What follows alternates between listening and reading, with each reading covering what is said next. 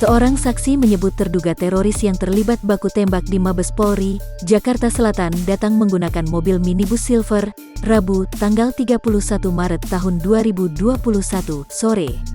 Ari, 27, saksi mata, melihat ada dua terduga teroris yang masuk ke Mabes Polri.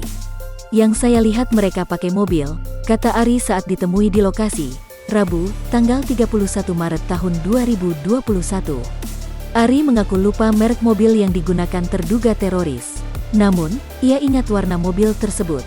Pokoknya minibus gitu, warna silver, ujarnya. Ari yang berprofesi sebagai juru parkir mengatakan tidak melihat mobil terduga teroris masuk melalui pintu utama. Menurutnya, kedua teroris tersebut merupakan laki-laki dan perempuan. Namun, lanjut Ari, hanya terduga teroris perempuan yang melakukan penyerangan orang perempuan. Ia juga membawa senjata api dan lari ke arah lobi utama Mabes Polri. Terduga teroris itu pun ambruk terkena timah panas yang ditembakkan polisi.